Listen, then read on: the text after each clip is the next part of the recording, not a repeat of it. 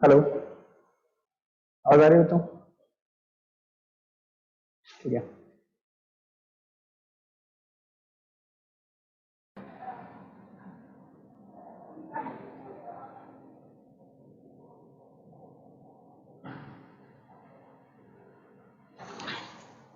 चलो अपन last class में integration के बारे में थोड़ी सी बात कर रहे थे।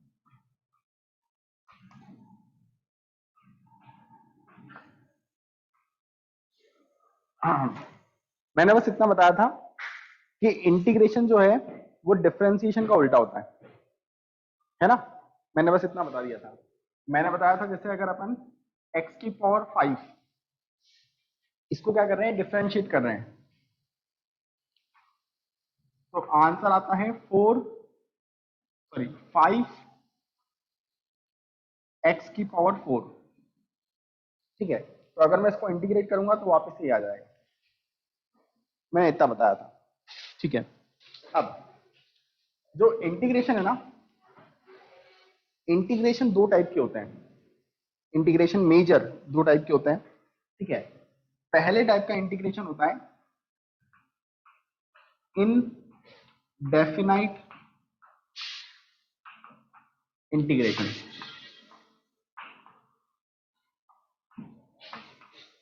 Indefinite integration. ठीक है, और दूसरा इंटीग्रेशन होता है डेफिनेट इंटीग्रेशन।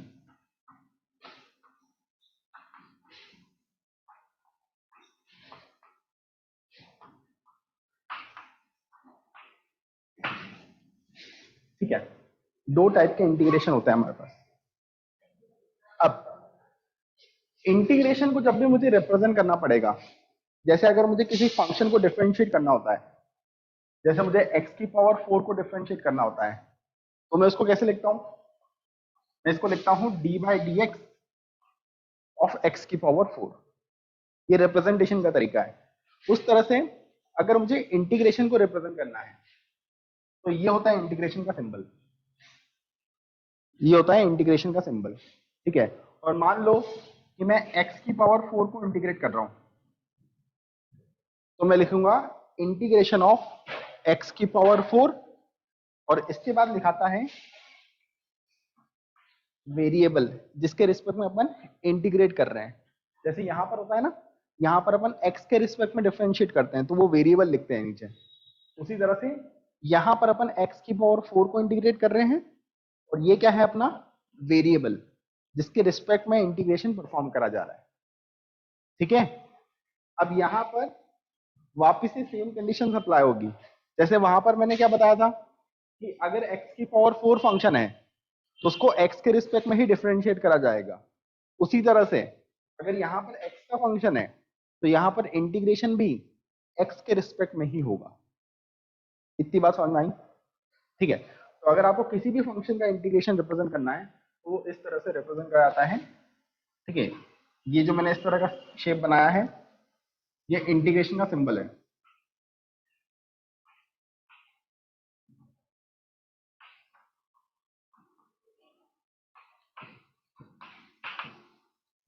ठीक है, यहां पर ये जो लिखा हुआ है ये अपना कोई भी फंक्शन हो सकता है, साइन एक्स हो सकता है, एक्स की पावर 4 हो सकता है, तो ये है अपना फंक्शन। और ये वाली जो टर्म है dx ये है अपना वेरिएबल।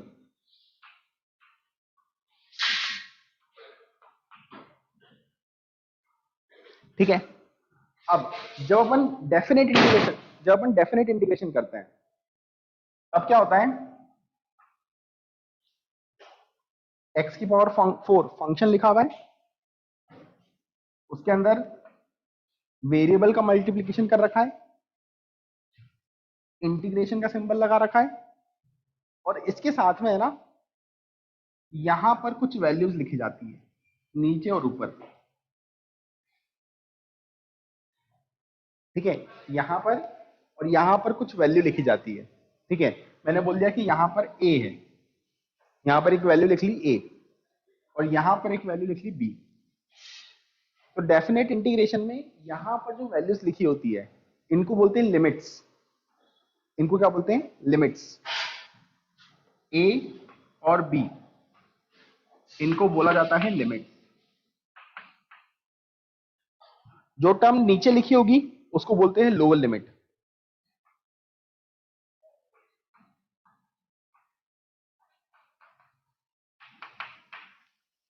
और जो टर्म ऊपर लिखी होगी उसको अपन बोलते हैं अपर लिमिट।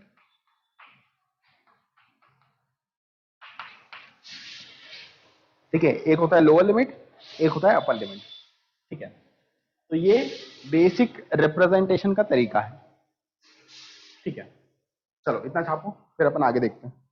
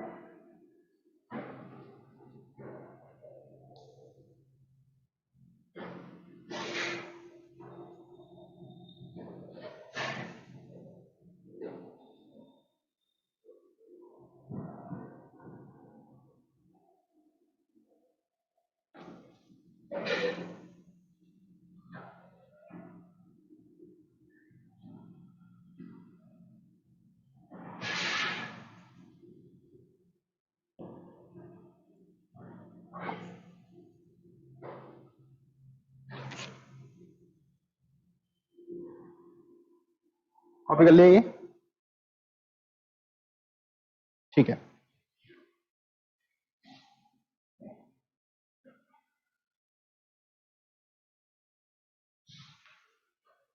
अच्छा।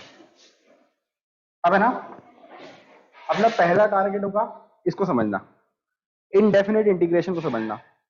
ये समझ में आ गया तो वो बिल्कुल इजीली हो जाएगा, क्योंकि सेम ही फॉर्मूला है दोनों के। देखना, जैसे अपने पास एक फंक्शन है x की पावर n, इसको अपन ने डिफरेंशिएट करना सीखा था, इसको डिफरेंशिएट करना सीखा था। अब अपन इसको इंटीग्रेट करना सीख रहे हैं। अगर मैं x की पावर n को x के रिस्पेक्ट में ही इंटीग्रेट करता हूं तो इसका आंसर आता है x की power n plus one divide में आएगा n प्लस वन। यह है फॉर्मूला। ठीक है, आप चाहो तो इसको डिफरेंशिएट करके चेक करो। अगर आप डिफरेंशिएट करोगे ना तो वापस से ये आंसर आ जाएगा। करके देखो, x की power n plus one by n plus one का अगर मैं डिफरेंशिएशन करूंगा तो n प्लस वन यहां आएगा, n प्लस वन यहां आएगा, उससे डिनोमिनेटर तो कैंसिल हो जाएगा और ऊपर बचेगा n, तो वो x की पावर n ही बन जाएगा। ठीक है, तो अपन इस तरीके से वेरीफाई कर सकते हैं। x की पावर n का इंटीग्रेशन हो जाएगा x की power n plus one upon n plus one. अच्छा, अब एक चीज और बहुत इंपॉर्टेंट, वो चीज क्या है कि जब भी अपन इनडेफिनेट इंटीग्रेशन करेंगे तो इंटीग्रेशन के बाद है ना, यहां पर आपको एक कांस्टेंट ऐड करना है, यहां पर आपको एक कांस्टेंट जरूर ऐड करना है। ठीक है, अगर ये ऐड नहीं करोगे तो आपके जितने भी सवाल होंगे सबके आंसर गलत आएंगे। ठीक है, तो इसके इंटीग्रेशन के बाद क्या करेंगे, अपन एक कांस्टेंट ऐड कर देंगे। ठीक है, कांस्टेंट ऐड करने के बाद अब डिफरेंशिएट करो तो अभी भी डिफरेंशिएट करने के बाद यही आएगा आंसर, अभी भी डिफरेंशिएट करने के बाद यही आएगा आंसर। ठीक है, ये हो जाएगा पहला रूल। ठीक है, इसके बाद जैसे रूल अपन ने वहां पर पढ़े थे किसमें, डिफरेंशिएशन में, कि अगर कुछ फंक्शन को ऐड कर रखा है तो उनको स्प्लिट कर लो। ठीक है ना, तो अगर अपने पास u है और साथ में v है और इसको अपने को इंटीग्रेट करना है, तो अपन क्या करेंगे, u को अलग से इंटीग्रेट करेंगे और v को अलग से इंटीग्रेट करेंगे। ये है नेक्स्ट रूल। ठीक है, अगर एडिशन में है, सब्ट्रैक्शन में है, तो आप इस तरीके से ब्रेक कर सकते हैं।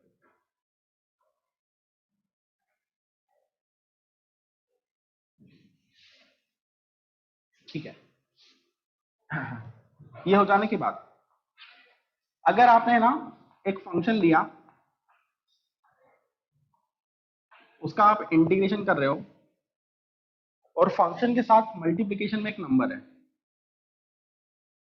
ठीक है, तो ये नंबर इंटीग्रेशन के बाहर आ जाएगा, ये नंबर पूरी तरीके से इंटीग्रेशन के बाहर आ जाएगा।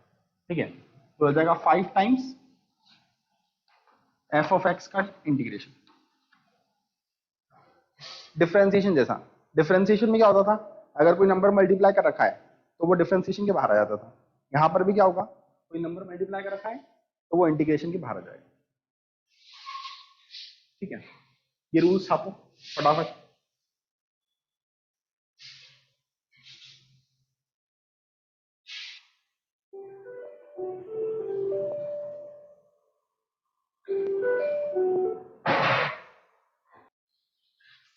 आपको यहां पर क्या करना है, कोई भी बेकार सा फंक्शन दे दिया, उसको पहले तो इंटीग्रेट कर दो।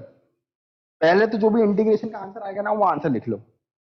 आंसर लिखने के बाद आपको हर पार्ट के लिए कांस्टेंट लगाने की जरूरत नहीं है। जैसे यहां पर u और v थे, अपन ने u को इंटीग्रेट करा, हमने v को इंटीग्रेट करा, ऐसे सबको इंटीग्रेट कर दो और इंटीग्रेट करने के बाद सिर्फ एक ही कांस्टेंट लगाना, ऐसा नहीं कि 15-20 कांस्टेंट लगा दी। बात समझ में आ रही है, सबके लिए एक कांस्टेंट काम कर जाएगा।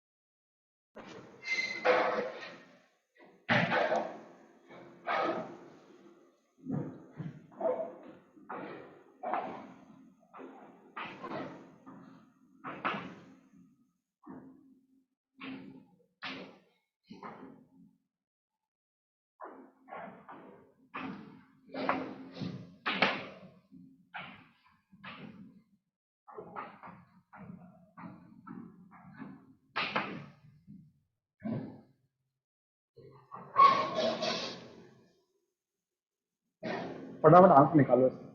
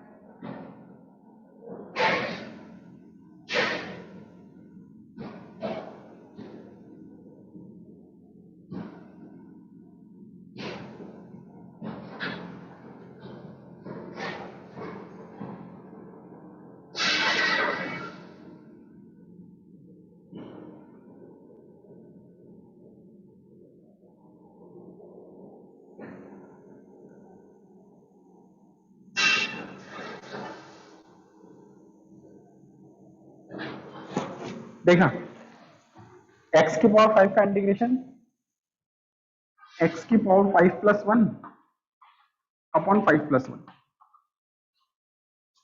ठीक है, x की power n plus 1 upon n plus 1,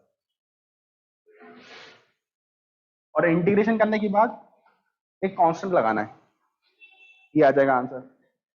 यहां पर अगर अपन देखेंगे तो 4 को तो एज इट इज लिखे रहने दो, एक्स क्यूब का जो इंटीग्रेशन है वो हो जाएगा एक्स की पावर 3 प्लस 1 अपॉन 3 प्लस 1,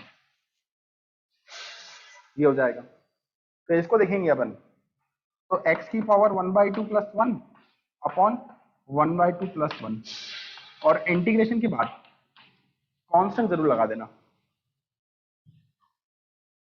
ठीक है। इस तरीके से अपन इंटीग्रेट कर सकते हैं, ठीक है।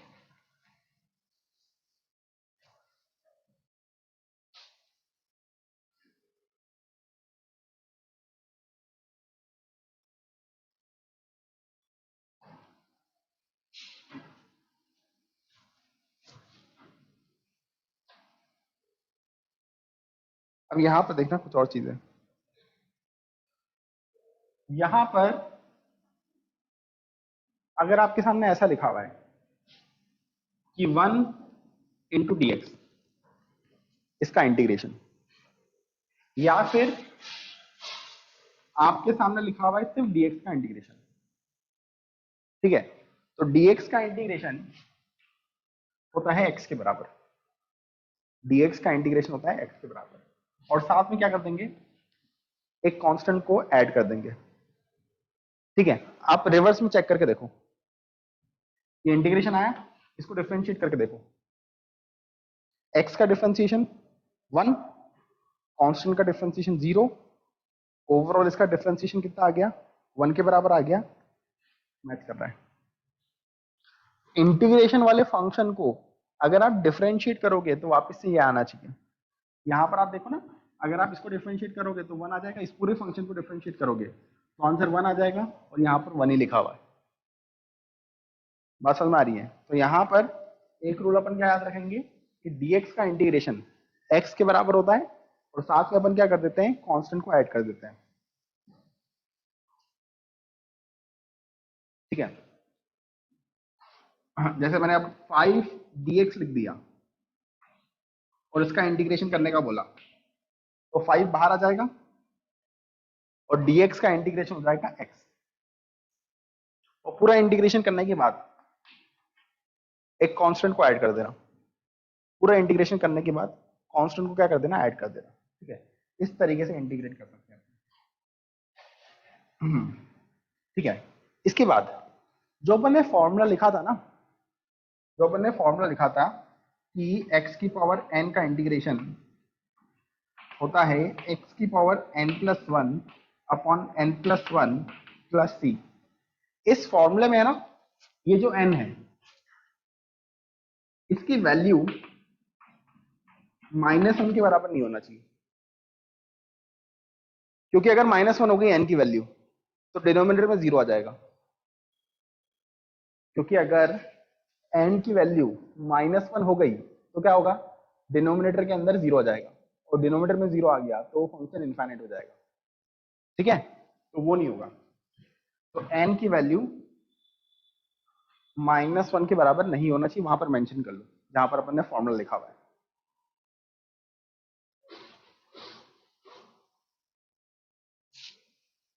ठीक है।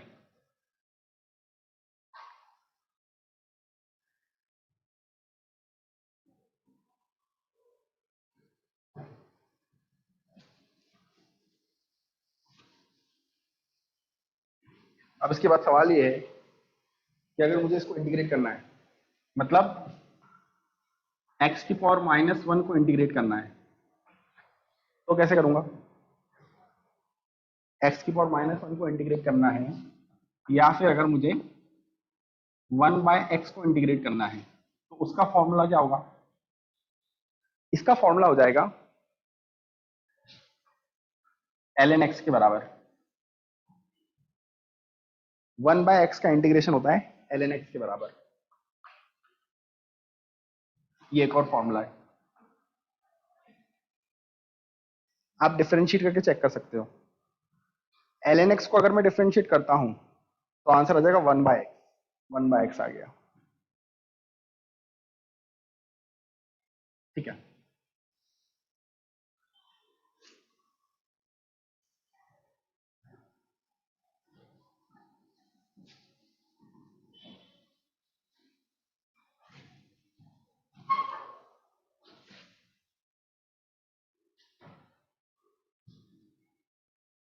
अच्छा अब इसके बदले में मैंने आपके सामने लिख दिया कि x की पावर n को इंटीग्रेट मत करो, आप इंटीग्रेट करो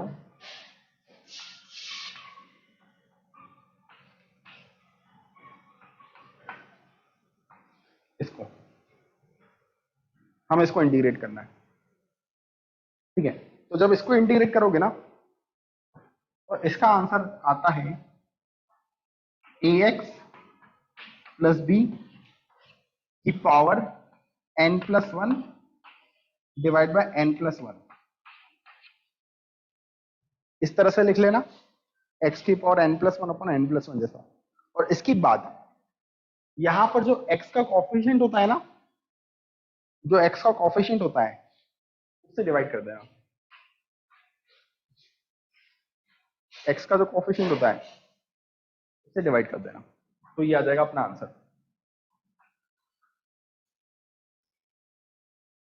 ठीक है, आप डिफरेंशिएट करके देखोगे तो वही आ जाएगा।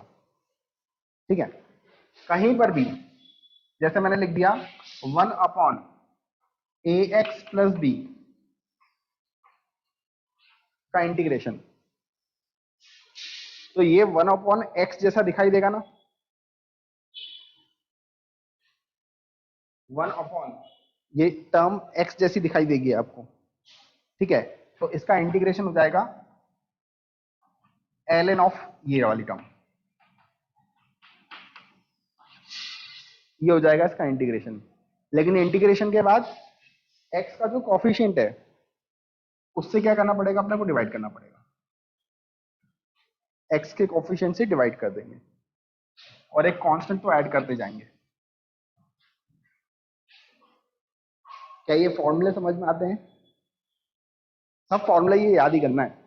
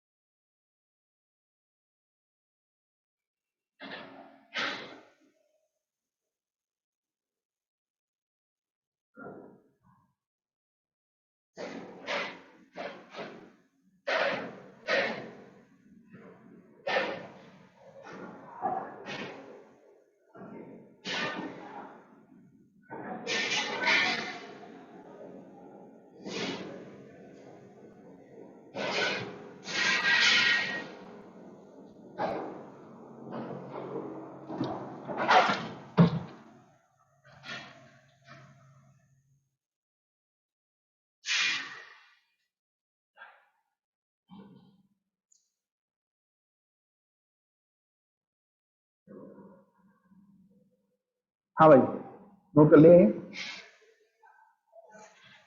अभी वीडियो आ रहा है सही कि अभी भी बहुत खराब आ रहा है? जा रहा है।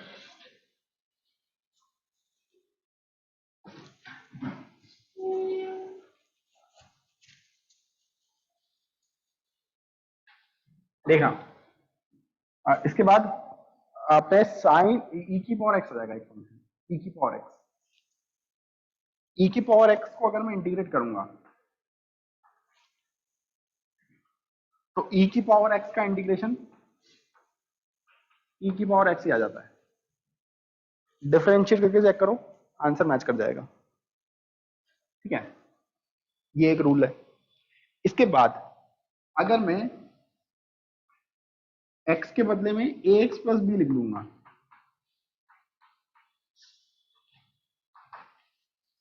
इसके बदले में ax प्लस बी लिख दूंगा, तो इसका आंसर आ जाता है e की पावर ax प्लस बी, और x का जो कोफिशिएंट होता है ना उससे डिवाइड कर देंगे,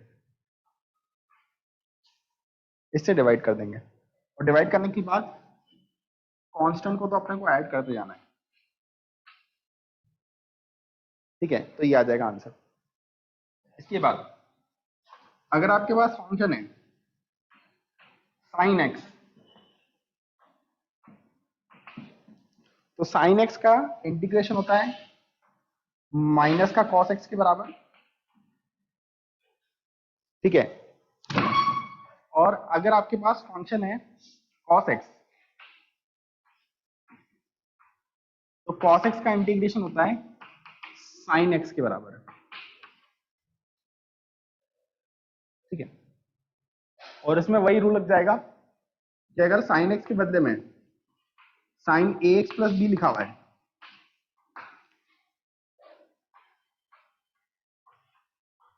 ठीक है, तो साइन का इंटीग्रेशन माइनस कॉस होता है, तो माइनस कॉस लिख लो,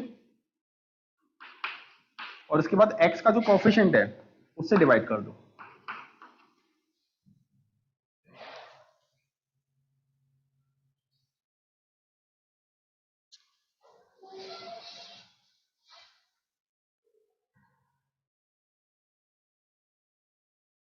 किसी को डाउट है?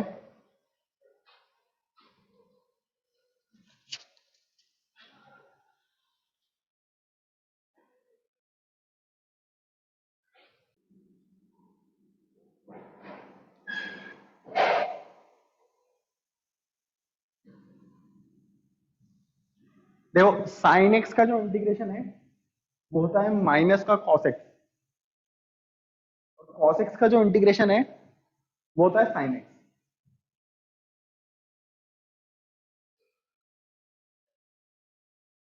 ठीक है, और अगर आपके पास फंक्शन लिखा हुआ है sine of A X plus B, ठीक है, तो साइन का इंटीग्रेशन माइनस कॉस के बराबर होता है, तो माइनस कॉस लिख लिया, और उसके बाद एक्स का जो कोफिशिएंट है उसको डिनोमिनेटर में लेके आ गए।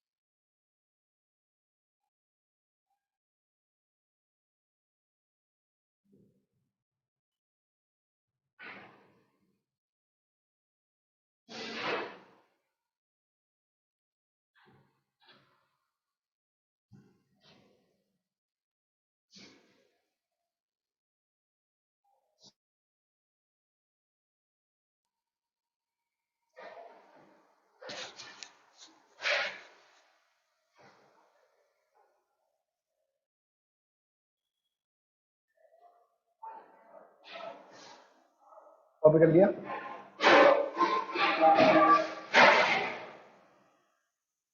ठीक है, इतने रूल्स अपने को याद रखना है बस, कुल मिला के इतने रूल्स हैं।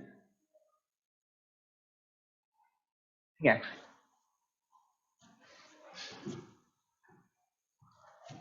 इंटीग्रेशन में है तो बहुत सारी चीजें,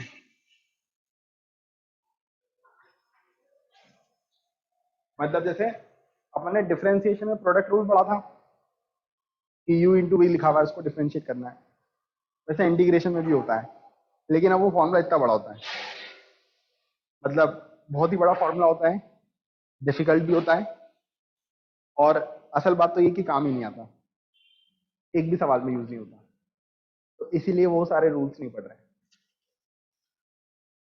बात समझ आ रही है? ठीक है, तो उतने रूल्स पढ़ ली जो काम आएंगे। ठीक है, और एक रूल और होता है सब्स्टिट्यूशन मेथड होती है एक।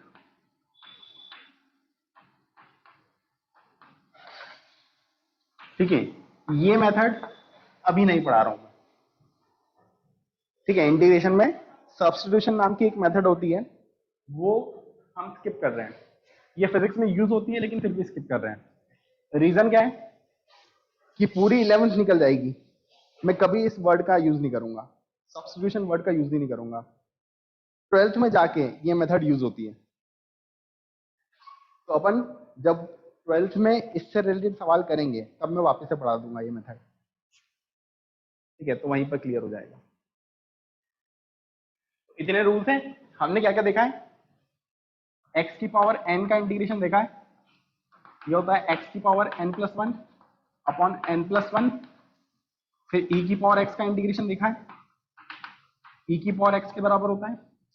फिर हमने देखा है कि अगर dx लिखा हुआ है तो उसका इंटीग्रेशन x होगा, अगर 1/x लिखा हुआ है तो उसका इंटीग्रेशन होगा ln x, अगर sin x लिखा हुआ है तो इसका इंटीग्रेशन होगा माइनस का cos x, और अगर cos x लिखा हुआ है तो इसका इंटीग्रेशन होगा sin x।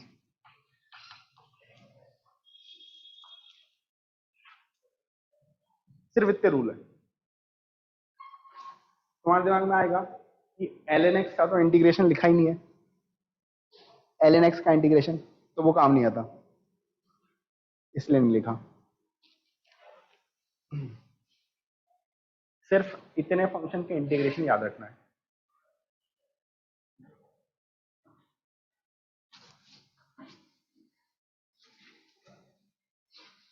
यहां पर जो इनडेफिनेट इंटीग्रेशन है वो खत्म हो गया, इनडेफिनेट इंटीग्रेशन इतना ही है बस। इसके बाद आता है डेफिनेट इंटीग्रेशन।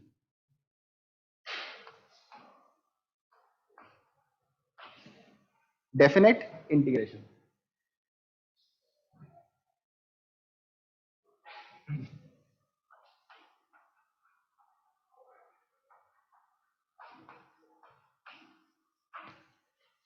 ठीक है, इसको एग्जांपल के थ्रू समझते हैं अपन।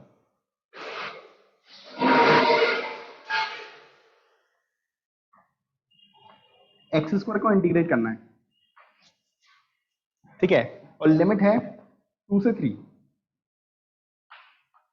लिमिट है 2 से 3। ठीक है, ऐसा लिखा हुआ है। तो अभी अपन ये लिमिट्स को देखेंगे ही नहीं।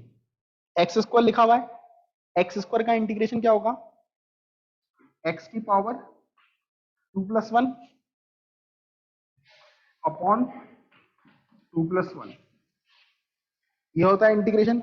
ये लिख के बैठ गए, ये लिख के बैठ गए।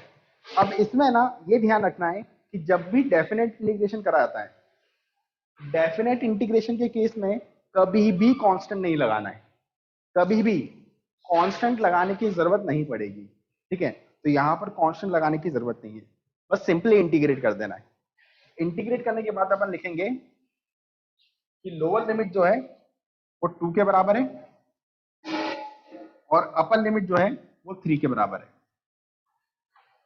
ये लिखने के बाद जो अपर लिमिट है ना वो x के बदले में पुट कर देना है अपने को, जो अपर लिमिट है वो x के बदले में पुट कर दो। ठीक है, तो ये हो जाएगा 3 की पावर 3 अपॉन 3। ठीक है, अपर लिमिट पुट कर दी, फिर क्या करो, लोअर लिमिट पुट कर दो। लोअर लिमिट पुट करोगे तो 2 की power 3 upon 3, upper limit lower limit, और फिर इसको लिख लेना upper limit minus lower limit. Upper limit put करी, लोअर लिमिट पुट करी, और फिर आंसर निकाल दिया upper limit minus lower limit वाला। इतना है बस। ठीक है, 2-3 सवाल दे देता हूं इस पे।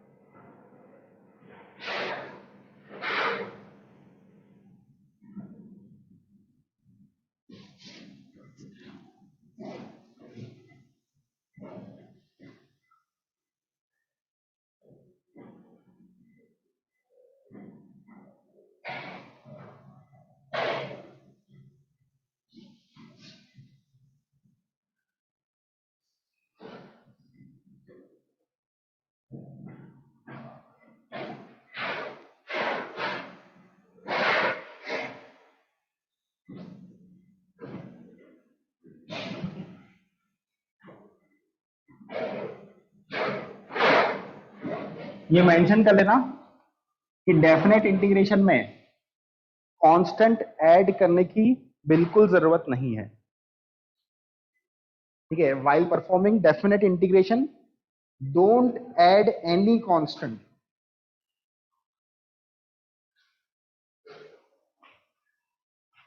किसी भी कांस्टेंट को ऐड करने की कोई जरूरत नहीं है।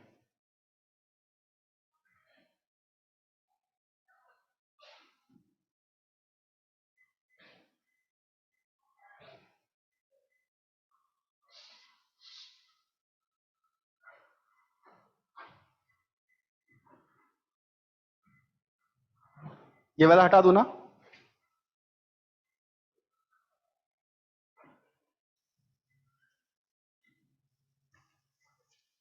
इसको सॉल्व करते हैं अपन।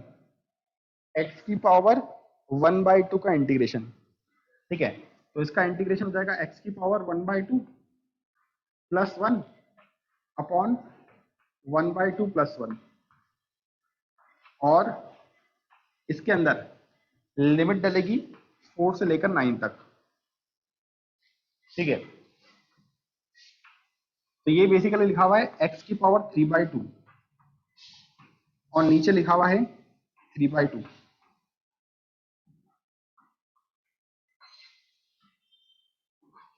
ठीक है, तो यहां पर जो 2 लिखा हुआ है ये तो ऊपर चले जाएगा। ये ऊपर जाने के बाद जो 2/3 है उसको मैं बाहर निकाल रहा हूं, और उसके बाद upper limit minus lower limit वाला फॉर्मूला लगा रहा हूं। ठीक है, अपर लिमिट पुट करेंगे माइनस लोअर लिमिट पुट करेंगे। ठीक है, ये मल्टीप्लीकेशन में था तो उसको बाहर निकाल सकते हो, कॉमन निकाल सकते हो। उसके बाद अपर लिमिट पुट करी माइनस लोअर लिमिट पुट करी। ठीक है, इसको अगर आप सॉल्व करोगे तो 9 जो है वो 3 का स्क्वायर है, स्क्वायर से ये 2 कैंसिल हो जाएगा।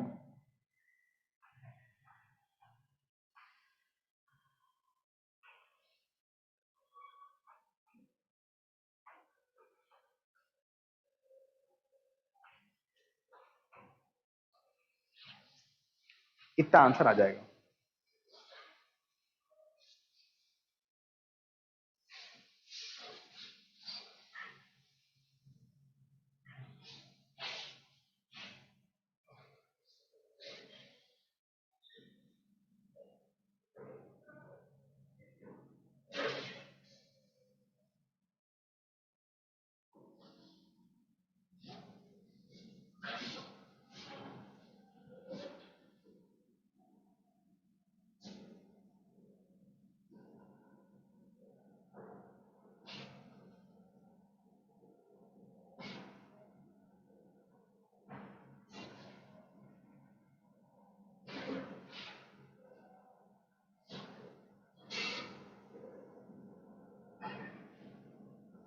हम्म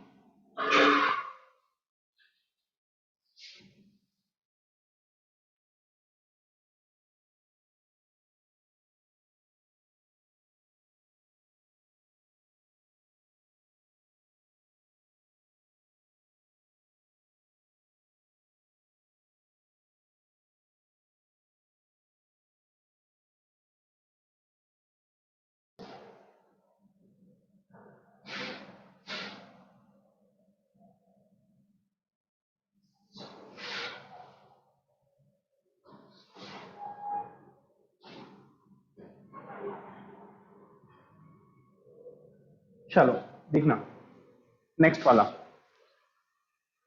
यहां पर साइन एक्स लिखा हुआ है, साइन एक्स का इंटीग्रेशन होता है माइनस का कॉस एक्स। ये हो जाएगा माइनस का कॉस एक्स। ठीक है, इसमें lower limit 0, upper limit π/3। Lower limit 0, upper limit π/3। ठीक है, मैं क्या कर रहा हूं, माइनस को तो बाहर नहीं निकाल रहा हूं, माइनस को मैं क्या कर रहा हूँ, बाहर ही निकाल दे रहा हूँ। ठीक है, बाहर निकालने के बाद cos x बचेगा, अपर लिमिट डालो, cos पाई बाय 3 माइनस, ठीक है, ये माइनस को बाहर निकाल लिया, upper limit cos pi by 3 minus lower limit cos 0। इसकी वैल्यू अगर अपन निकालेंगे तो पाई बाय 3 का मतलब 60 डिग्री होता है, और cos 60 की वैल्यू होती है 1/2, cos 0 की वैल्यू होती है 1। ठीक है, तो इसका फाइनल आंसर आ जाएगा 1/2।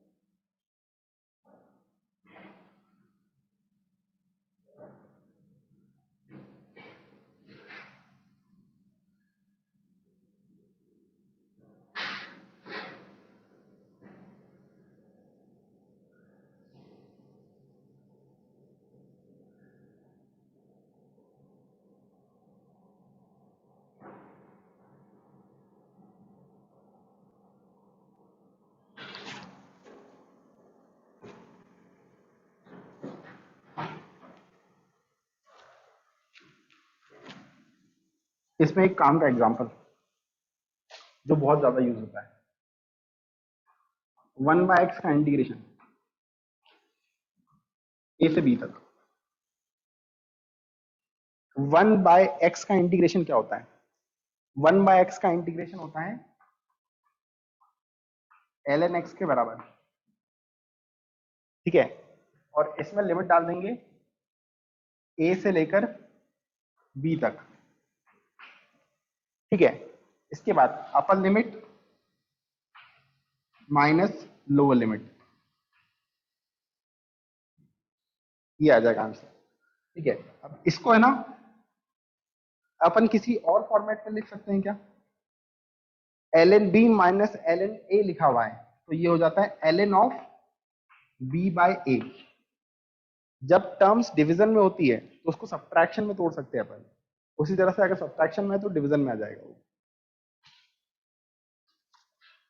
याद है ना ये प्रॉपर्टी कि लॉग के अंदर जब नंबर डिवीजन के फॉर्म में लिखा होता है तो वो सब्ट्रैक्शन में टूट जाता है।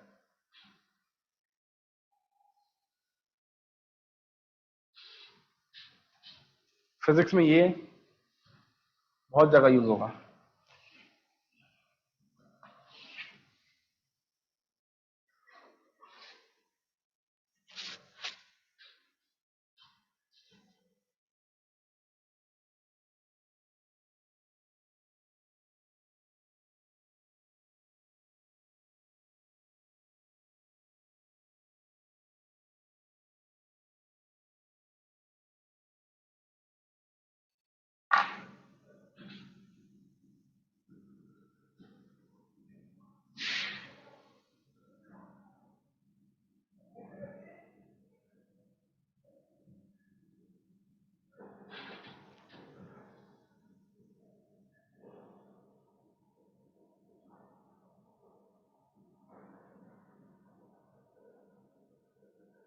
नोट कर ले।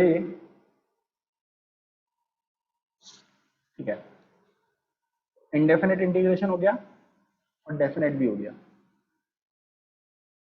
इसमें कुछ है ही नहीं, इतने से काम हो जाता है अपना। ठीक है, फॉर्मूला याद रखना लेकिन बस।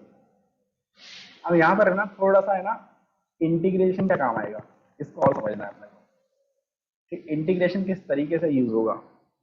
तो देखो, एक मतलब समझो इंटीग्रेशन का, इंटीग्रेशन का एक मतलब होता है कि ऐड करना, चीजों को ऐड करना। ठीक है, अब फिजिक्स में कैसे यूज होगा इंटीग्रेशन ये बता रहा हूं।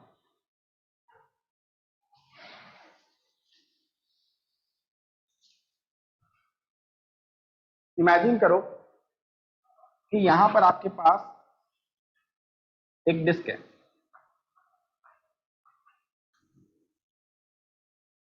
यहां पर आपके पास क्या है, एक डिस्क है। ठीक है, क्या मैं ऐसा बोल सकता हूँ कि जो एक डिस्क होती है वो ऐसी बहुत सारी रिंग से मिलकर बनी होती है, एक रिंग, दूसरी रिंग, तीसरी रिंग। अगर ऐसी ऐसी रिंग को मैं एक के बाद एक रख देता हूँ तो उससे पूरी की पूरी एक डिस्क बन जाती है, बोल सकता हूँ मैं।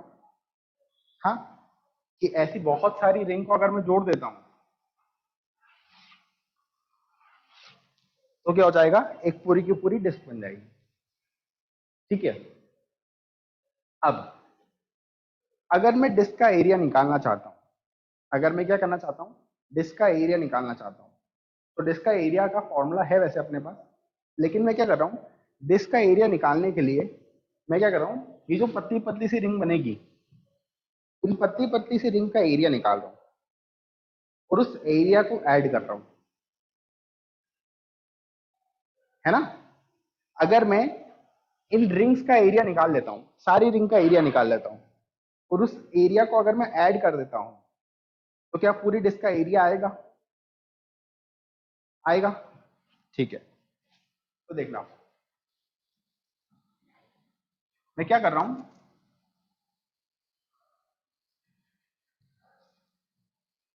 सेंटर से आर डिस्टेंस पर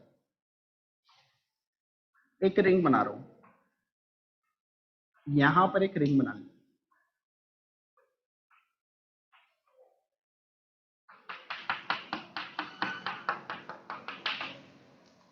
ठीक है, एक बहुत छोटी सी रिंग बना दी। इस रिंग की जो थिकनेस है ना, उस रिंग की थिकनेस को मैंने बोल दिया डी आर। डी आर समझते हो ना, डी आर मतलब स्मॉल चेंज इन आर। तो यहां पर, यहां से यहां जाऊंगा तो रेडियस बहुत छोटे से अमाउंट से चेंज हो रही है, तो मैंने इस विड्थ को बोल दिया डी आर के बराबर। ठीक है, अब मैं क्या कर रहा हूं, इस रिंग का एरिया लिख रहा हूं, इस रिंग का एरिया लिख रहा हूं। ठीक है, तो इस रिंग का अगर मुझे एरिया लिखना है तो मैं क्या करता हूं, इस रिंग को यहां से कट करता हूं, इस रिंग को यहां से कट करता हूं और पूरा फैला देता हूं। ठीक है, रिंग को यहां से कट करा और फैला दिया। ठीक है, यहां से अपन क्या कर रहे हैं, कट करते हैं और उसको सीधा कर देते हैं। सीधा करने के बाद जो पूरी की पूरी लेंथ होगी रिंग की, क्या वो लेंथ 2 पाई आर के बराबर होगी, सरकमफेरेंस, है ना। पूरा सरकमफेरेंस होगा 2 पाई आर के बराबर। तो जब मैं खोल दूंगा तो इसकी लेंथ हो जाएगी 2 पाई आर के बराबर। ठीक है, और इसकी जो विड्थ है, ये विड्थ जो है ये दे रखी है डी आर के बराबर। ठीक है, अब अगर मैं यहां पर इसका एरिया निकालता हूं, अगर मैं एरिया निकालता हूं,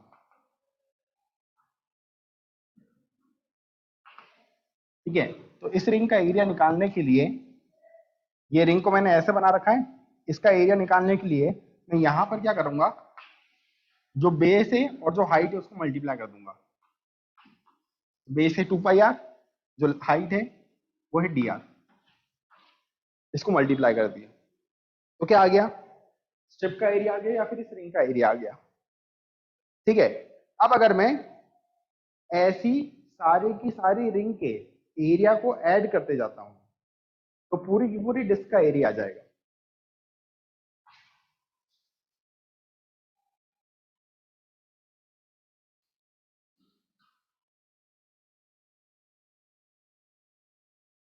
हाँ, मैं क्या बोल रहा हूं कि अगर मैं ऐसी रिंग के एरियाज को ऐड करते जाता हूं तो पूरी की पूरी डिस्क का एरिया आ जाएगा। तो अगर मुझे पूरी की पूरी डिस्क का एरिया निकालना है तो मैं क्या करूंगा, ऐसे एरियाज को, ऐसे जो रिंग के एरिया आए थे ना, उन एरियाज को ऐड कर दूंगा। और ऐड कर रहा हूं मतलब एक तरह से इंटीग्रेट कर रहा हूं। जहां पर भी ऐड वर्ड का यूज होगा मतलब वहां पर इंटीग्रेशन होने वाला है। ठीक है, तो इसको इंटीग्रेट कर रहा हूं। इसको अगर आप इंटीग्रेट करोगे ना तो 2 पाई तो कांस्टेंट है, आर की पावर 1 का इंटीग्रेशन कितना हो जाएगा, आर की पावर 1 + 1 अपॉन 1 + 1। ये हो जाएगा इसका इंटीग्रेशन, ठीक है, और साथ में कांस्टेंट लगा देंगे। अगर आप ध्यान से देखोगे तो ये 2 है, 2 से 2 कैंसिल हो गया, आंसर आ जाएगा पाई आर स्क्वायर के बराबर। आंसर आ जाएगा पाई आर स्क्वायर के बराबर। क्या ये फॉर्मूला तुम लोगों ने पढ़ रखा है कि डिस्क का एरिया पाई आर स्क्वायर के बराबर होता है? वही रिजल्ट आ गया। बात समझ में आई? तो यहां पर होने क्या वाला है कि इंटीग्रेशन अपने को चीजों को ऐड करने में हेल्प करेगा। जैसे यहां पर मुझे एरिया को ऐड करना था ना, तो वो एरिया को ऐड करने में हेल्प करा इंटीग्रेशन में। इंटीग्रेशन आगे चल के ये काम आने वाला है।